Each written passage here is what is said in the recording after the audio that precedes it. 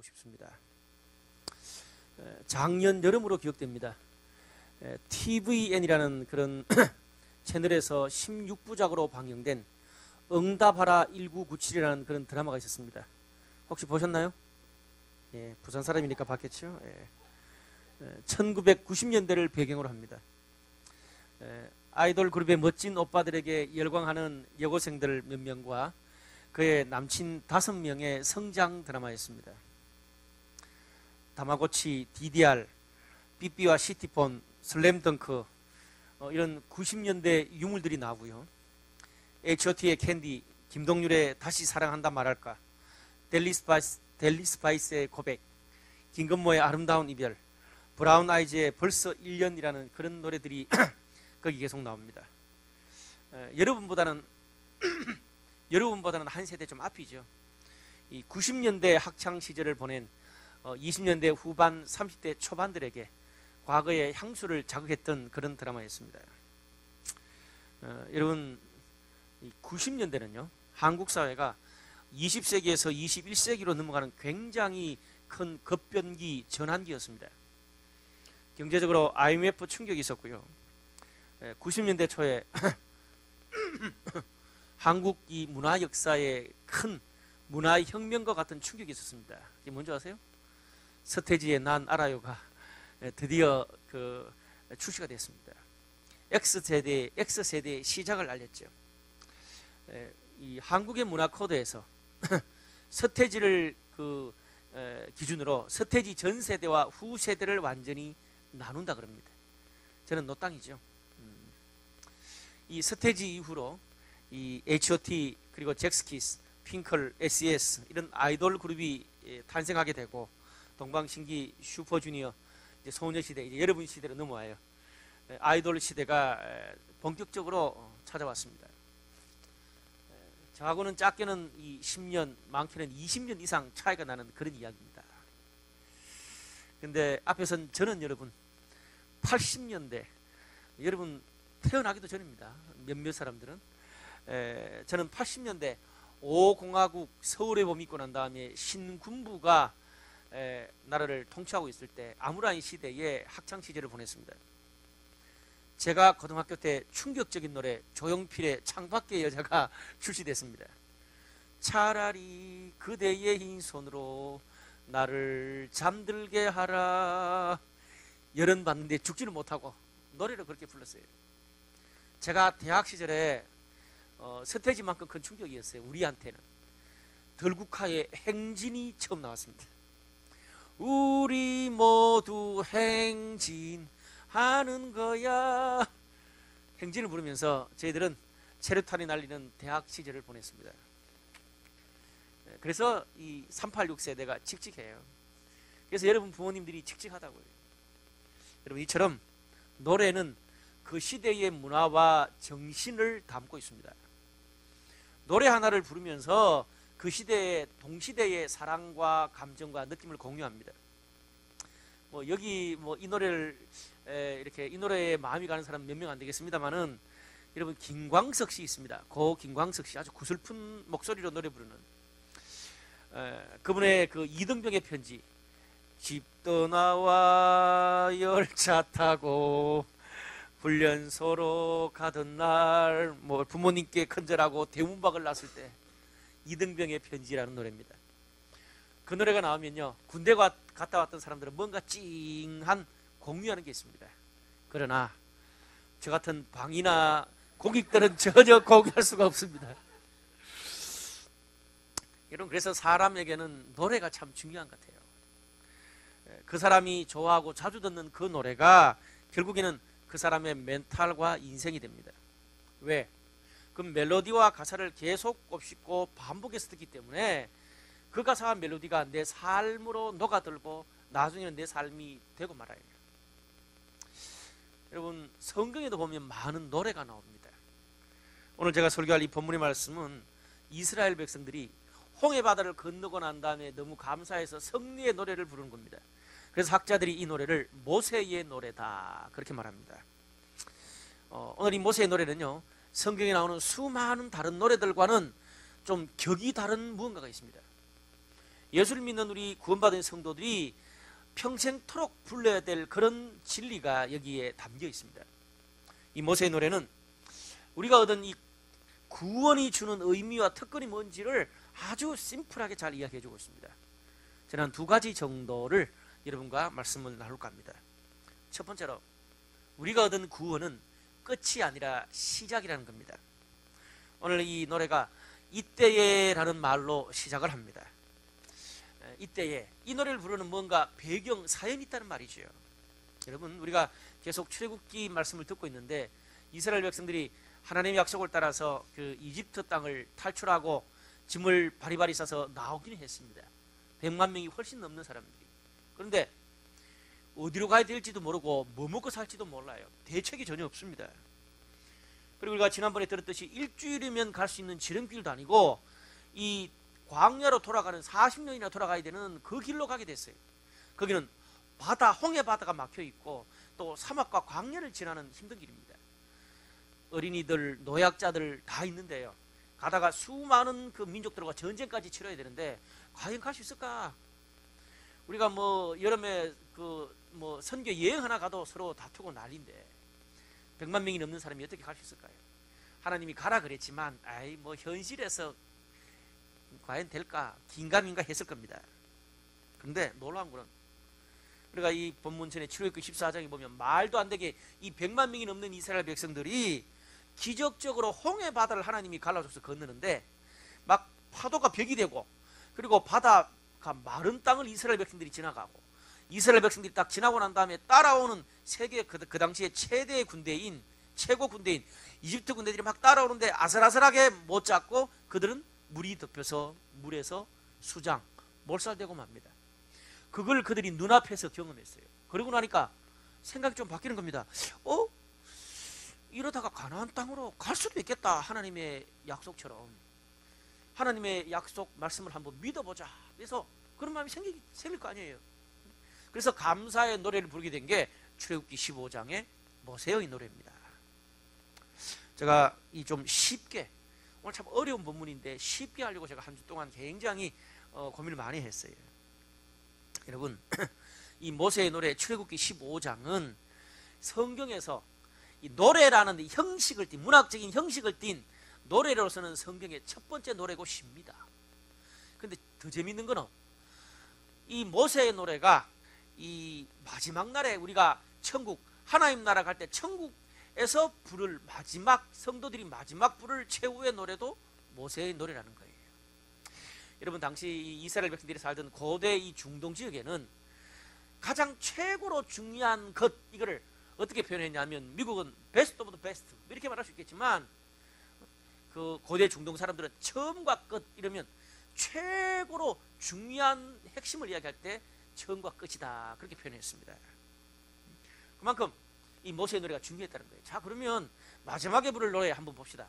우리가 성경 마지막에 있는 요한계시록 15장 1절에서 4절을 보면 기니까 요약하면 이런 말씀이 있어요. 또 하늘에 크고 이상한 다른 이적을 보매 곧 마지막 재앙이라. 또 내가 보니 점점점 짐승과 그의 우상과 그의 이름의 수를 이기고 벗어난 자들이 유리바닷가에 서서 하나님의 종 모세의 노래 어린 양의 노래를 불러 이르되 주 하나님 곧 전능하신 이여 하시는 일이 크고 놀라우시도다. 그렇게 나옵니다. 계시록 15장에 나오는 이 천국 앞에서 부를 이 노래하고 방금 우리가 읽었던 출애굽기 15장 모세의 노래가 거의 비슷해요. 내용이. 사실 이 출애굽기 15장 이 긴 거를 요한계시록에 요약했다고 학자들은 말합니다. 출애굽기 15장은 이스라엘 백성들이 홍해바다 건너고 난 다음에 감사해서 하나님께 부르는 찬양이고 요한계시록 15장은 이 짐승 우상의 영향력을 벗어난 사람들이 감사해서 유리바다 앞에서 하나님 앞에서 모세의 노래 어린 양의 노래를 부르는 게 계시록 15장이에요. 뭔가 일맥상통하는 게 있습니다. 그래서 학자들은 어떻게 말하느냐, 이 모세의 노래, 이게 홍해바다를 건넌 모세의 노래가 우리 성도들이 천국 들어가기 전에 마지막에 부를 그 노래를 미리 보여주는 그림자, 예표다 그렇게 말합니다. 뭐 예표 그럼 어려워요. 그냥 비슷하고 똑같다, 뭐 이렇게 비슷하다, 뭐 이렇게 연관이 있다 그렇게 생각하면 돼요.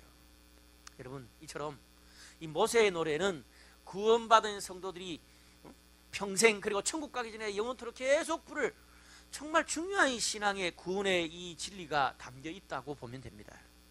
사실 뭐 딱 이런 지하에 사실 이 노래는 이스라엘 백성들이 홍해바다 앞에서 정말 뒤에는 그 애국 군대들이 따라오고 정말 위기 가운데서 하나님께서 홍해바다를 잘 건너게 해주시고 원수를 떨쳐버린 것에 대해서 감사하는 노래입니다. 근데 이런 거라면 꼭 뭐 이스라엘 백성들이 홍해바다 걷는 건 아니라도 광야에서 뭐 도움받은 게 수없이 많잖아요. 아니 우리도 예를 들어 인생 살면서 어려울 때 하나님이 도와준 게 많잖아요. 집에 부모님이 아픈데 정말 기도했을 때 하나님께서 도와주셔서 암을 낫게 해주셨다. 그리고 내가 시험 떨어졌는데 하나님이 기도할 때 도와주셔서 그 다음 다시 역전해서 더 좋은 데 가게 됐다. 내가 3년 이성교제 했는 그 오빠한테 차였는데 하나님이 나중에 막 기도했을 때 더 좋은 형제 주시게 됐다. 뭐 우리도 그런 인생의 어려움을 하나님의 도움으로 이긴 경험이 많잖아요. 아니 뭐 그런 걸 가지고 수천 년이 지난 지금도 우리가 뭐 모세의 노래를 부르고 천국 앞에서도 그 노래를 부르라고 이야기할 이유는 없는 것 같아요. 근데 오늘 여기는 중요한 뭐가 담겨있다 그랬잖아요. 자, 본문에 들어가 보면 오늘 본문을 자세히 보면 여호와란 단어가 무려 14번 나옵니다. 근데 여호와라는 말뿐 아니라 이 지시대명사 여호와 하나님을 가리키는 그분 그와 함께 뭐 이런 말까지 다 넣으면 여호와 하나님과 관련된 단어가 무려 50번 가량 나옵니다. 성경에서요 학자들이 전 신구약 성경 중에 성경 한 장에 하나님이 가장 많이 나오는 장을 꼽으라면 출애굽기 15장입니다. 그만큼 뭔가가 있다는 거예요. 하나님의 어떤 출애굽기 15장의 주제도 하나님이고 주인공도 하나님이란 말이에요. 어떻게 보면 홍해바다를 건너서 부르는 이스라엘 백성들이 불렀던 찬양이지만 이스라엘 백성 입장에서는 정말 큰 어려움과 고비를 넘겨서 감사 찬양 불렀지만 하나님의 입장에서는 뭔가 이 변할 수 없는 그런 어떤 이스라엘 백성들과 하나님과의 관계 속에서 이 홍해바다를 걷는 사건을 통해서 다른 기득들과는 차원이 다른 무언가가 있는 게 뭐냐면 하나님과 이스라엘 백성과 계약관계를 하나님의 자녀와 아버지로서 계약관계를 맺는 사건이라고 표현하고 있는 겁니다. 생명의 계약관계예요. 오늘 모세의 노래를 통해서 우리가 출애굽기 강의를 계속 들어오고 있는데 모세의 노래를 통해서 이집트를 탈출하고 홍해를 건넌 물에서 일부를 여기서 끝맺어요. 모세의 노래를 통해서 홍해를 걷는 사건이 우리 신앙에 뭘 의미하는가 정리해주고 해석해 주는 거예요. 일부 끝나는 거라. 이제부터 광야로 들어가는 게 되는 거예요. 그래서 오늘 이 출애굽기 15장 모세의 노래가 중요해요. 여러분 광야에서 제가 방금 말했듯이 하나님이 이스라엘 백성 어려울 때 도와준 사건이 얼마나 많습니까? 물 없을 때 바위에서 물이 나왔고 먹을 거 없으니까 매일마다 만나와 메추라기 날에서 찢고 볶아 먹었잖아요. 그리고 태양도 멈췄어.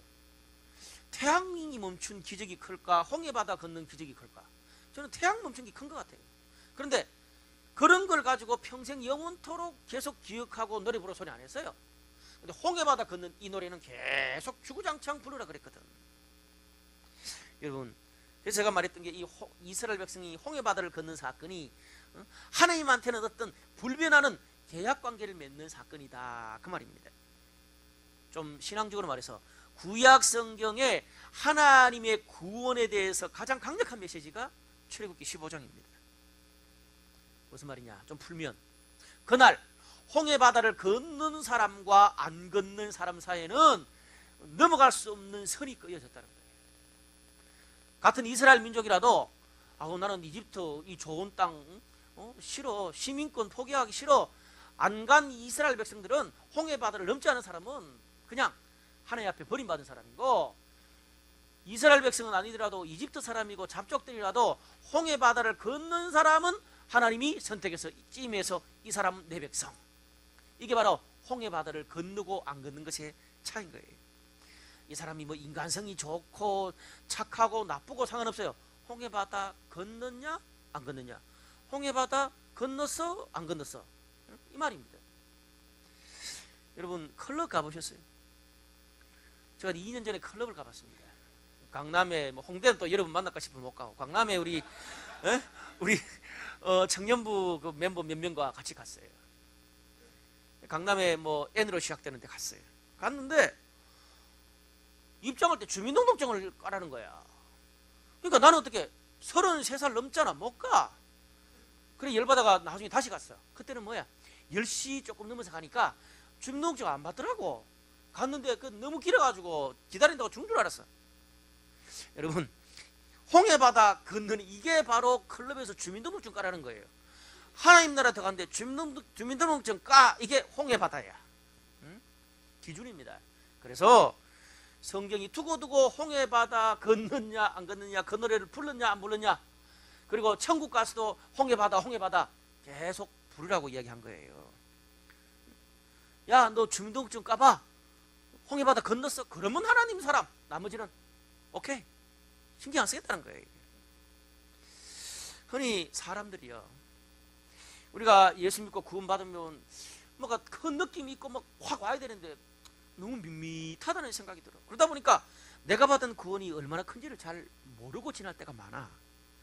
보통 우리가 하나님의 사랑을 느끼는 것도 내가 원하는 거를 좀 받고 내가 원하는 걸 좀 이루어지면 뭐 학교든 이성교제든 뭔가 또 뭐 토플 토익 준비하는 거든 내가 원하는 게 좀 이루어지면 하나님 사랑 많이 받는 것 같아. 교회 오면 너무 행복해 해피해 예배도 잘 돼. 사랑합니다 내 아버지 그럼 사랑받는 것 같아. 근데 거꾸로 하나님이 별로 주는 게 없어. 뻑하면 끊어지고 째지고 받치고 없고 모자라고 떨어지고. 그럼 어때? 하나님 나를 별로 사랑하지 않는 것 같아. 내가 하나님 앞에 이만큼 했는데 하나님 왜 이만큼밖에 안 주지? 하나님 사랑이 없는 것 같아. 그래서 사랑합니다 내 아버지 찬양 불러도 안 와다. 신앙적으로 방황하는 거야. 교회도 잘 안 나와. 여러분 우리가 오늘 성경에서 만난 하나님은 우리를 그렇게 조건적으로 사랑하는 게 아니라고 이야기하는 거예요. 조건적으로. 나는요 있다 없다 받았다 안 받았다 그거로 하나님의 사랑을 평가하지만은 하나님은 뭐예요? 뭐로 평가해요? 홍해바다 건넜나 안 건넜나 그거로 하나님 사랑을 판단하는 거예요. 홍해바다 건넌 사람은 그냥 신앙생활 잘하든 못하든 상관없이 한 번 찍으면 영원히 하나님의 자녀고 영원히 하나님 그 사람 사랑해 주시는 거예요. 내가 어렵고 힘들고 하나님 한 번도 안 찾았는데 교회 오면 너무 부끄러워. 오히려 그런 사람 하나님 더 사랑하는 거야.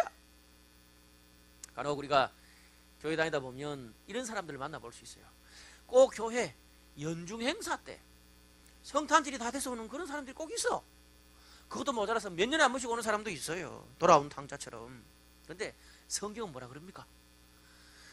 그렇게 연중 행사로 오는 사람이나 매일매일 꼬박꼬박 예배드리고 꼬박꼬박 신앙생활 잘하는 사람이나 하나님이 그 사람을 사랑하는 사랑의 그 크기와 축복은 같아요? 달라요? 같아요.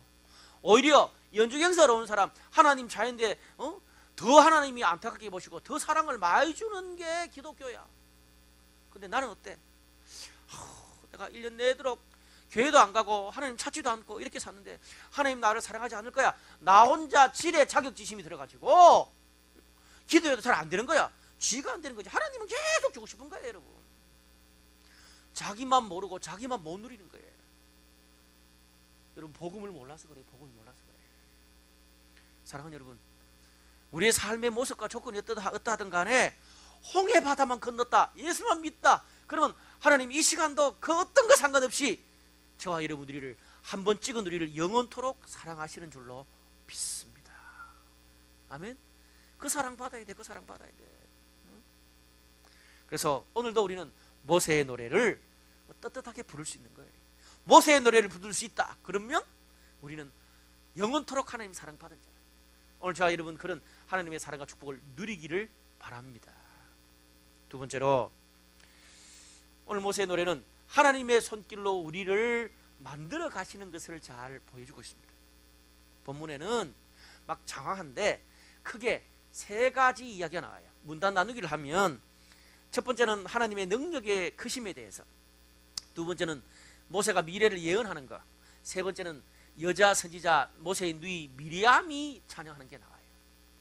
여러분 이 논설문을 풀어보는 거하고 시와 노래를 해석하는 것은 좀 달라요. 시와 노래는 어떻습니까? 아, 내가 너를 사랑한다, 불타는 마음으로 사랑한다, 키스하고 싶다, 함께하고 싶다, 뭐 이거야. 결국 한마디로 사랑한다는 말을 구질구질하게 많이 하는 거거든. 그게 시라. 그래서 그 문단 전체를 가지고 해석하는 게 이 시의 해석이에요. 그래서 그 문단을 크게 제가 해석을 할게요. 자, 먼저 우리 하나님의 크신 능력에 대해서 찬양하는 주제가 있다고 그랬잖아요. 1절에서 12절까지라. 뭐 길기 때문에 제가 심플하게 할게요. 듣고 잠 오는데. 여기 보니까 3절에 하나님을 싸움 잘하는 용사라고 표현합니다. 하나님 누구하고 싸우느냐? 자기 자녀된 이스라엘 백성의 원수인 이집트를, 적을 제압해 원수를 제압하는 분으로 묘사되고 있어. 그리고 콧김으로 파도를 일으키고 바람을 명해서 막 바람을 막 움직여. 천지 만물 환경을 움직이는 그런 하나님을 보여줘요. 자, 이 하나님의 능력의 이 능력을 말하는 표현 중에 6절과 12절 보니까 주의 오른손이 영광을 나타낸다. 주의 오른손이 원수를 부순다. 오른손을 드신즉 땅을 삼켰다. 여러분, 옛날에는요, 이 고대에는 요즘 뭐 잽이라 그러죠. 왼손잡이가 많은데 옛날에는 왼손잡이는 병신 취급했어요. 저희 교회도 이세일 목사님 왼손잡이라. 조금만 일찍 태어났으면 큰일 날 뻔했어. 뭐냐? 오른손이 왼손보다 힘이 세다. 그 말은 세상에 그 어떤 사람, 어떤 능력도 하나님보다 못하다. 하나님 못 이긴다 이 말이에요. 또 하나 11절에 보니까 여호와여 신중에 주와 같은 자 누굽니까? 주와 같이 거룩함으로 영광스러우며 찬송할 만한 위엄이 있으며 기이한 일을 행하는 자가 누구니까? 라는 말이 나옵니다. 이게 성경에 가끔 나오는 표현인데 하나님의 능력이 너무 크고 높기 때문에 다른 이방 종교, 다른 종교의 신들보다 하나님은 제비가 안 되는 거예요. 차원이 높은 크신 분이다. 그래서 기이한 능력의 하나님을 찬양하는 거예요. 무슨 말인지 아시겠어요? 근데 그 강하고 크신 하나님이 오늘 거룩하고 영광스러우며 능력만 있는 분이 아니고 인격적으로 거룩한 분이다. 사랑을 주고 그리고 인격을 고매하게 하고 깨끗하게 하고 능력과 인격을 같이 가지고 계신 분이라고 말하고 있습니다. 사실 하나님의 능력에 대해서 제가 심플하게 설명한 이유가 있어요.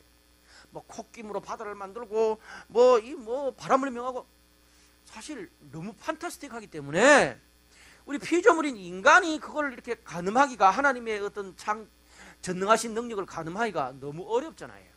그냥 그렇구나 정도예요. 우리 사람들에게 와닿는 결정적인 게 있어요. 중요한 거. 그건 뭐냐 하면 이 초자연적인 하나님의 능력이 도대체 무엇을 위해서 어디에 쓰여지나, 이게 중요한 거예요. 이게 그게 13절에서 19절 사이에 나옵니다. 하나님이 하실 미래의 일에 대한 예언으로 나와. 그 사이에 보니까 어떤 말이 있어요. 이스라엘 백성들이 안전하게 건너가게 되기, 마른 땅을 건너게 하기 위해서 하나님이 그 능력을 사용했다는 거야. 누구를 위해 사용해서? 하나님의 자녀들을 위해서 사용했다는 거예요.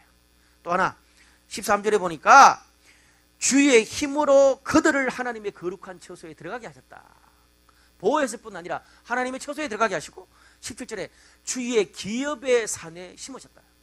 딱 요약하면 하나님께서 이스라엘 백성들을 안전하게 구원하고 또 그들을 하나님의 처소 삼고 하나님의 기업을 삼았다. 그 말이에요. 제가 이 기업하고 처소라는 말을 여러분한테 쉽게 하려고 고민 많이 했습니다. 자, 먼저 기업에 대해서 제가 설명해 볼게요. 기업이 뭐냐? 뭐 회사다 이렇게 생각할 수 있는데 그게 아니에요. 여러분, 이 기업은 우리가 땅을 사면 그 땅 우리 소유권이 우리한테 있잖아요. 거기서 나온 말이 기업이에요. 자, 내가 예를 들어 돈을 주고 이 건물을 샀다. 그럼 이 땅과 건물이 내게 돼. 내 소유권이 돼. 그럼 여기에 뭐 공연장을 짓든지 식당을 짓든지 다 부수고 주차장을 만들든지 그 내 마음대로 내 주권 행사를 내 마음대로 할 수 있어요. 이 땅은 내가 샀기 때문에. 근데 하나님께서 저와 여러분 예수 믿는 우리를 하나님의 기업 삼았다. 그렇게 말했어요. 그 말은 예수 믿는 우리가 이제 하나님의 소유, 하나님의 재산이 됐어. 그래서 하나님이 우리를 통해서 당신의 권리와 능력을 우리를 통해서, 우리 삶을 통해서 행사해서 이 세상에 하나님의 능력을 보이겠다는 말이야. 무슨 말인지 알겠어요? 그 말은 우리가 믿고 비전을 품고 가는 그곳을 통해서 우리가 섬기고 일하고 우리의 재능을 쏟아 부어서 그것을 통해서 이 땅에 하나님의 나라를 우리를 통해서 이루겠다는 거예요. 근데 그까지는 좋아. 저는 조금 이렇게 좀 독특하고 삐딱한 면이 좀 있잖아요. 저는 이해 안 가는 게 좀 있어요. 뭐냐 하면, 아니 오늘 성경에 나오는 천지를 만드신 능력 있는 하나님이 하시면 좀 심플할 텐데, 말 한마디로 에이 너 바뀌어, 그럼 싹 바뀌고, 대단한 인간이 바로 싹 바뀌고 세상이 바로 바뀔 텐데, 너무 편할 텐데 왜 번거롭게 하나님께서 우리를 통해서 일하냐고. 우리가 일하게 달라고 하나님께서 구인 광고를 한 것도 아닌데. 저는 좀 삐딱하게 거꾸로 말하면, 우리가 하나님 관심 있는 거 우리가 꺼버리고 그냥 팔짱 껴버리고, 그리고 뭐 하나님 가라 그런데도 가지도 않고 섬기지도 않고 내 재능 쓰지도 않고, 그리고 다른 사람한테 관심 없고 팔짱 끼워버리면, 하나님은 능력이 있어도 우리가 팔짱 끼었기 때문에 이 땅에서 하나님의 능력과 주권을 행사할 수가 없게 되는 거야. 맞아요, 아니에요? 그 말이거든. 여러분, 우리 자신을 한번 생각해봐. 수준이 어떤지. 뭐 일주일 가도 성경책 한번 볼까 말까고, 기도 한번 할까 말까야. 11조는커녕 헌금 1,000원 해도 살이 막 떨려. 그런 나를 통해서 하나님 기업 삼아가지고 하나님 나를 보여주겠다고? 집에서 매일 엄마 아버지랑 싸우고 동생하고 두드려 패고 싸우는데, 인간적으로 생각하면 얼마나 답답하고 위험천만한 발상인지 모릅니다. 아니, 나도 나를 안 믿는데 그런 나를 하나님이 믿어가지고 나를 통해서 세상을 바꾸겠다고? 얼토당토 하는 소리죠. 그거는 뭐 그 정도까지 내 이해하겠어. 근데 그 다음 처소가 더 문제야. 처소가 뭡니까? 하나님이 사는 집이야.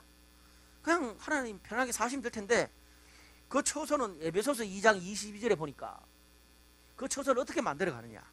너희도 성령 안에서 하나님이 거하실 처소가 되기 위하여 예수 안에서 함께 지어져 가느니라. 그렇게 말해요. 어떻게 지어져 간다고? 함께가 문제야. 그냥 하나님 혼자 편안히 우리 안에 거해서 사시면 되고, 우리도 그냥 하나님의 편안히 혼자 거해서 살면 될 텐데, 나하고 맞지도 않은 그런 다른 인간들하고 셀을 이루고 한 몸을 이루어서 평생 함께 돕고 섬기고 연합해서 만들어 가야 된다는 게, 그게 처소라는 거야. 엄청 짜증나는 일이지. 요즘 우리 젊은이들한테는.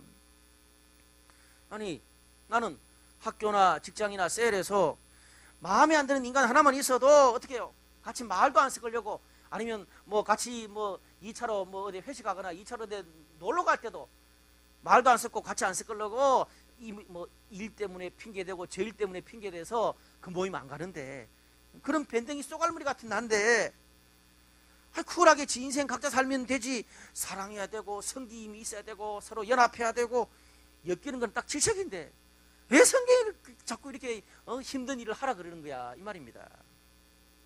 무슨 처소고 함께 지어져가는 집이라고. 다 쓸데없는 짓이다. 종교는 종교야. 그냥 한 번씩 가서 위로받으면 되지. 그런다고 밥이 나와? 갑자기 안 생기던 뭐 토플 점수가 갑자기 300점 확 올라? 그렇게 생각할 수 있잖아요. 또 그렇게 생각하는 사람도 실제로 많고요. 여러분, 사실 뭐 우리 대부분 다 고만고만해요. 근데 이런 수준의 사람들을 데리고 하나님께서 기업과 처소를 만들기 위해서 막 힘들게 홍해를 가르고 하나님의 아들, 독생자 외아들 예수까지 세상에 보냈다가 그래도 안 되니까 죽여가지고 정말 죽을 고생해가면서, 정말 별짓 다 해가면서 이런 우리를 처소 기업 만들려고 할 필요가 있을까 생각이 들어요. 안 그래요? 성경으로 돌아가도 마찬가지잖아요. 여러분, 당시에 이스라엘에 살던 그 시대 고대 국가 중에 솔직히 주위 나라 중에 제일 못 살고 노예고 고집불통이고 말 안 통하고 제일 수준 아래가 이스라엘 민족이라.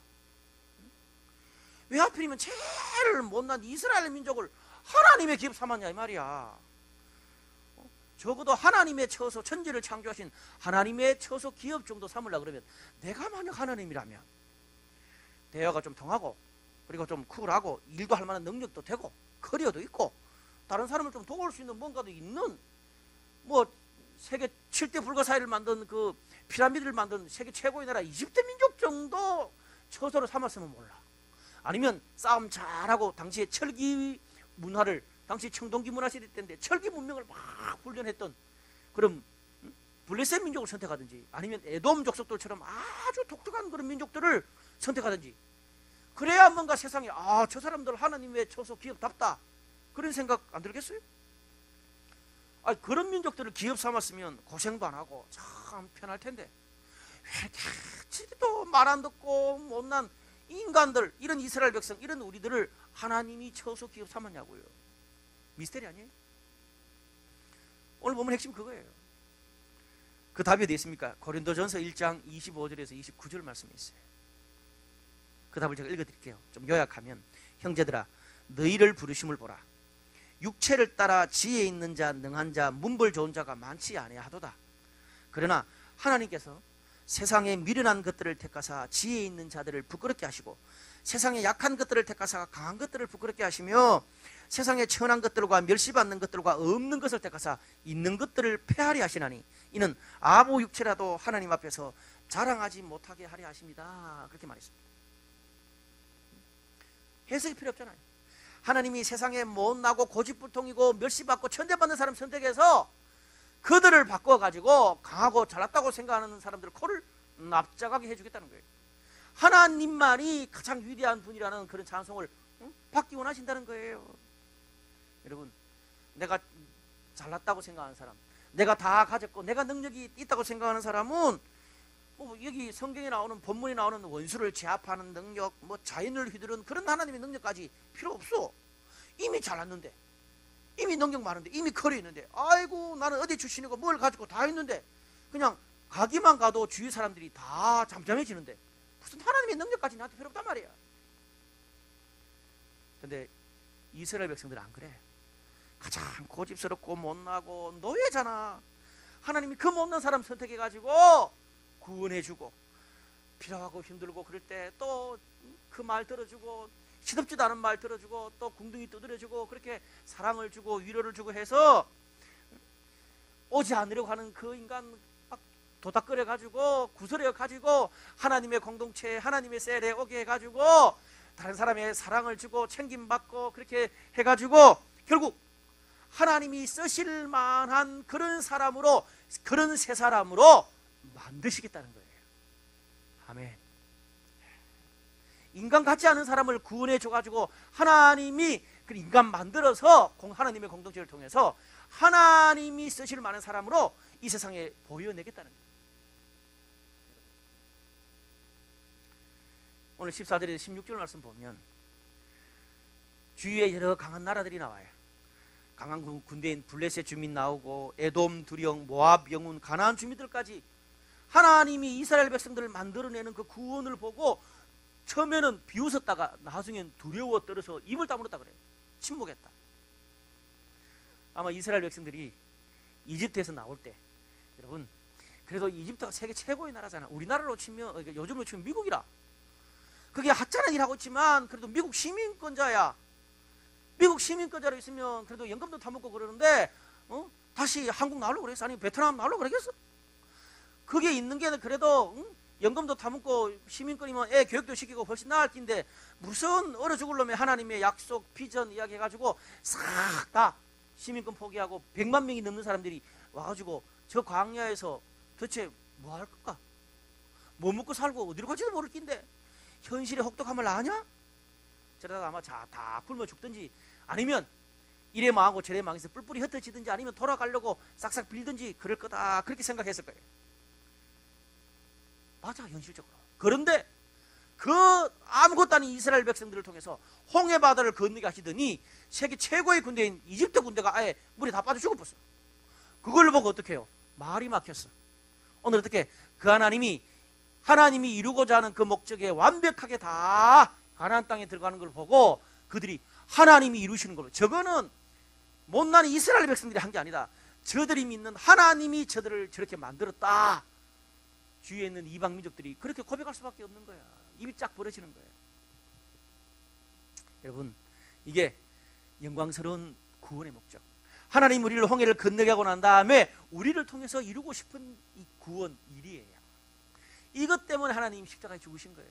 단순히 그냥 예수 믿고 천국 가게 하기 위해서가 아니에요. 목사님, 그래도 그거하고 나하고는 너무 거리가 멀어요. 저는 이제 겨우 주일날 교회 나올까 말까고, 교회 와도 노래 부를 때는 상익이 오빠 좀 멋있어가지고 좋은데, 근데 아무런 목사님 설교 들을 때 아무런 느낌도 없고 늘 하던 소리고 뭐 짜증나요. 내 한 몸 지금 이제 편입하기도 죽을 지경인데, 내 한 몸 주스리기도 죽을 지경인데 무슨 뭐 구원의 목적이에요. 그런 생각이 들 수 있어요. 오늘 그런 분들 걱정하지 마세요. 시편 46편 10절 11절 말씀에 이스라엘 백성들의 이 홍해바다 이야기와 똑같은 모세의 노래가 거기 나와요. 보니까 이르시기를 너희는 가만히 있어 내가 하나님 됨을 알지어다. 내가 문나라 중에서 높임을 받으리라. 내가 세계 중에서 높임을 받으리라 하시도다. 만군의 여호와께서 우리와 함께 하시니 야곱의 하나님은 우리의 피난처시로다. 우리가 마지막 불렀던 찬양이잖아요. 너희는 가만히 있어 주가 하나님 됨알지어다. 그렇죠? 네. 그런 노래인데 그 구절이에요. 하나님의 약속을 이루기 위해서 이스라엘 백성이 한 건 아무것도 없어. 그냥 약속 믿고 따라간 것밖에 없어. 마찬가지라는 거야. 하나님이 우리를 통해 이루실 그 구원에 대해서 우리가 할 게 없어. 그냥 약속 믿고 따라가면 나머지 모든 것은 하나님이 할 거예요. 너희는 가만히 있어. 너희를 통해서 일하시는 걸 보기만 해라. 그 말입니다.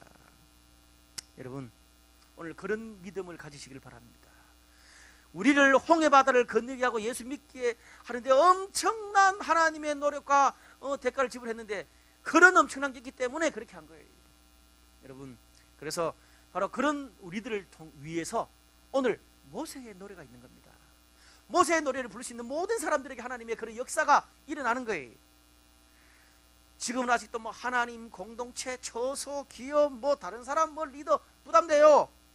그렇지만 하나님 이때 분명히 하나님께서 사람들을 통해서, 환경을 통해서, 하나님의 기적적인 것들을 통해서 우리를 바꾸실 거예요. 지금은 하나님이라도 언제 내가 확 바뀔지 몰라요. 저를 보세요. 제가 항상 그러잖아요. 저를 10년 전에 저를 아는 사람 놀라. 5년 전에도 놀라. 3년 전에도 놀라. 1년 전에 만난 사람도 놀라. 이게 구원의 그 하나님의 우리를 바꾸시는 능력이에요. 그래서 과거에 여러분을 알던 사람이 1년 전, 3년 전, 5년 전, 10년 전에 여러분을 아는 사람들이 와, 어떻게 네가 예배 때 손을 들어. 야, 네가 셀을 챙기네. 네가 리더의 꿈을 꿔. 세상을 변화시킬 너의 재능으로 비전을 가져. 하나님 나라 네 입에서 그런 말이 나와. 놀라 자빠질 일이 여러분을 통해서 일어날 줄로 믿습니다. 여러분, 제가 목사가 어울려요? 안 어울려. 내 꿈은 바 사장이야. 그래서 바 사장은 못하고 바에서 예배 드리잖아요. 지금 이래서 하나님께서 나를 이렇게 바꾸실 거예요. 이렇게. 예전에 바뀌기 전에 제 모습과 여러분 비교하면 여러분은 성인 군자야. 내가 거기서 이 정도 바뀌었다면 여러분은 얼마나 크게 바뀌실지 기대가 돼요. 그래서 여러분, 함부로 그 사람 보고 그 사람 지금 눈에 보이는 모습을 보고 그 사람 평가하지 마시기 바랍니다. 하나님의 구원의 역사가 그 가운데 있어. 예배 때 입 벌리고 잔다고 그것 가지고 평가하지 마. 우짜다 주일을 한 번 온다고 그것 평가하지 마. 매일 셀 모임에 욕만 하고 인상 그리고 있다고 그것까지 욕하지 말라고. 오늘은 이 여자 만나고 내일 저 여자 만나고 그렇게 해도 기분은 나쁘지만 나중에 그거 카드 작살나고 한번 고생 시큰하고 하나님이 인간 바꿀 거란 말이야. 아멘. 주위 사람들이 다 놀라 자빠질 거예요. 여러분, 교회는, 셀은요, 우리를 구원의 목적으로 하나님이 만들어가는 재련소라, 훈련소라. 오늘 저와 여러분, 우리가 하나님이 일하시는 구원의 놀라운 증거가 될 줄로 믿습니다. 아멘. 하나님 그걸 위해서 우리를 구원하셨어요. 말씀의 결론을 맺겠습니다. 여러분, 그 출애굽기 15장 20절 21절 말씀을 보면 마지막에 미리암의 노래가 나와요. 미리암의 노래. 그게 보니까 이런 말씀이 있어요. 아론의 누이 선지자 미리암이 손에 소고를 잡으며 모든 여인도 그를 따라 나오며 소고를 잡고 춤추니 미리암이 그들에게 화답하여 이르되 너희는 여호와를 찬송하라. 그는 높고 영화로우시며 말과 그 탄 자를 바다에 던지셨음이로다. 지금 들으시면 돼요. 여러분, 이 미리암의 노래는 모세의 노래와 좀 달라요. 모세의 노래는 하나님이 이런 일을 하셨다, 저런 일을 하셨다, 그거를 쭉 썩어 노래했잖아요. 미리암은 그게 아니고 여자들이 확실히 창의성이 있어요. 소굴을 끄집어내서 막 춤을 추고 거기 화답을 내. 하나님을 찬양합니다. 예, 뭐 이렇게 막 화답하는 거야.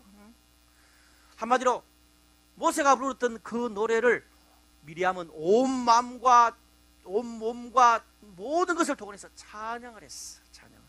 여러분, 이게 무려 3,500년 전 일이야. 지금부터 3,500년에 4,000년 전에 이랬어. 우리는 지금 용기가 없어 그래 못해. 근데 미리암은 3,500년 4,000년 전에 그렇게 막 했다는 말이야. 뜬금없는 그런 짓을 했어. 왜 했을까? 오늘 본문 2절에 보니까 어떻게 해요? 하나님이 나의 힘, 나의 노래, 나의 구원이시기 때문에 그렇게 노래했다는 겁니다. 그 하나님께 온 마음을 들여 찬양을 하면 그 천지를 창조하고 우리 인간을 바꾸는 하나님의 능력이 나에게 임하는 거예요. 지난 일주일, 지난 한 달 완전 죽을 맛으로 살았는데 오늘 함께 뛰면서 찬양하니까 하나님의 능력이 임해서 그런 마음들이 다 치유되고 회복되고 다음 주에 잘할 수 있는 그런 용기를 주시는 거예요. 아멘. 내가 한 번도 해보지 못했던 그런 능력을 찬양하고 예배드릴 때 하나님 주시는 거예요. 비전 없는 사람들의 그런 비전을 주시는 거예요. 하나님의 그 능력을, 여호와가 우리의 힘이라 그랬잖아요. 그 주님을 찬양하고 노래할 때, 예배할 때 하나님이 그 능력을 우리에게 주겠다라고 말하는 거예요. 여러분, 이게 예배의 특권입니다. 예배의 특권. 그래서 여러분이 그 구원의 주님을 날마다 예배 때마다 그렇게 노래하고 기도하고 찬양하고 그렇게 예배의 삶을 살 수 있기를 바랍니다. 하나님이 그런 여러분을 오늘도 축복할 줄로 믿습니다. 다 같이 기도하시겠습니다.